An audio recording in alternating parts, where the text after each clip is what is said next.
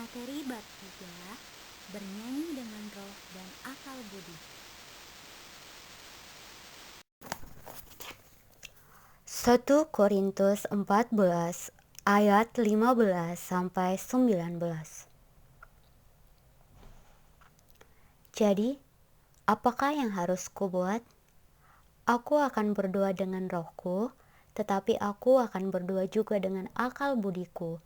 Aku akan menyanyi dan memuji dengan rohku, tetapi aku akan menyanyi dan memuji juga dengan akal budiku.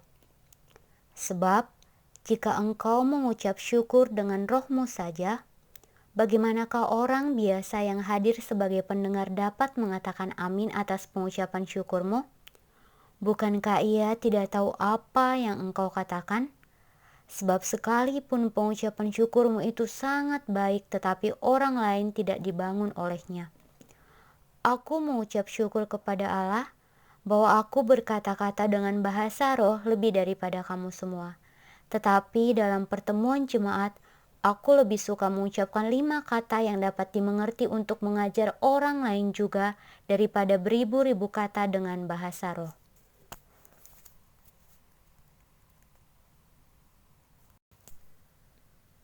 Tes Alkitab berikut itu adalah bagian dari surat Rasul Paulus kepada sebuah jemaat di kota Korintus, sebuah kota pelabuhan yang ramai pada masa lalu yang berpenduduk sekitar 600.000 orang.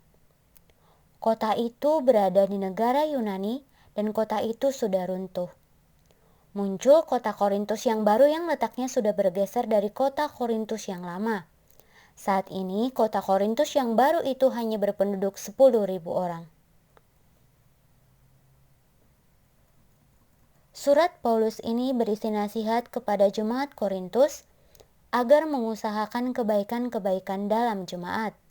Mereka diminta agar menolong, menghibur, mendorong, dan menguatkan mereka yang membutuhkan.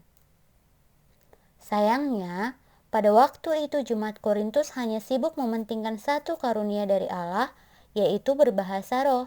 Padahal, menurut Paulus, karunia itu bukanlah karunia yang utama. Paulus berusaha memperbaiki penyalahgunaan karunia itu dengan jalan menunjukkan bahwa bahasa roh tanpa penafsiran sama sekali tidak menguntungkan dalam ibadah umum.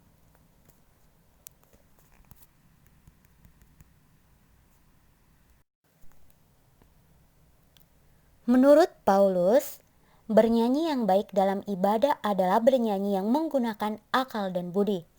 Artinya, tidak asal bunyi dan bersuara. Bernyanyi tidak jelas kata-katanya dan cara mengucapkannya serta maksudnya. Sebaliknya, kita harus bernyanyi dengan pengucapan yang jelas, kata-katanya dapat dimengerti, dan isi atau tujuan nyanyian dapat dihayati oleh yang menyanyikan maupun yang mendengarkannya.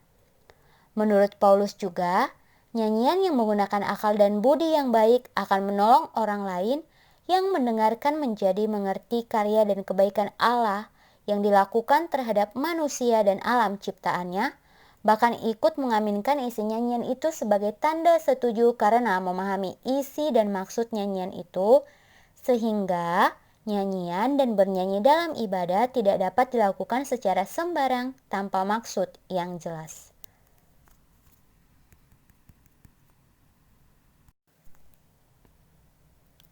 Menurut Paulus, bernyanyi yang baik dalam ibadah adalah bernyanyi yang menggunakan akal dan budi. Artinya, tidak asal bunyi dan bersuara. Bernyanyi tidak jelas kata-katanya dan cara mengucapkannya serta maksudnya.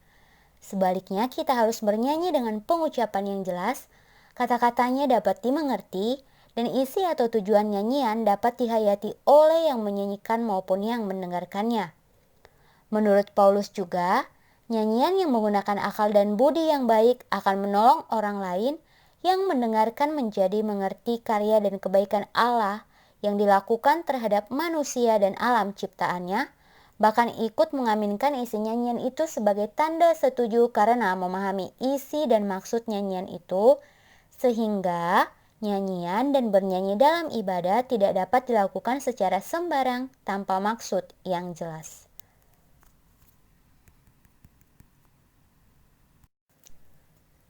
Nyanyian yang dikehendaki oleh Tuhan adalah nyanyian yang berasal dari hati kita. Dalam nyanyian itu ada perasaan, keyakinan, dan doa yang menandakan hubungan kita yang dekat dengan Tuhan.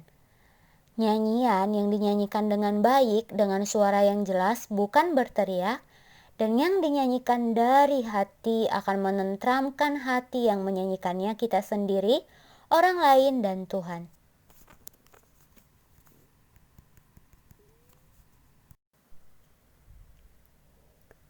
Menyanyi adalah salah satu unsur ibadah umat Kristen yang tidak dapat diabaikan atau dilakukan secara sembarang atau asal bunyi. Menyanyi adalah ekspresi, doa, dan harapan umat terhadap Tuhan. Karena itu, bernyanyi hendaknya dilakukan dengan akal dan budi yang baik. Demikian juga nyanyian diciptakan dengan akal dan budi yang baik, agar melalui nyanyian dan kegiatan bernyanyi, orang yang bernyanyi dan mendengarkannya ditolong memahami karya Allah yang selalu baik dalam kehidupan kita.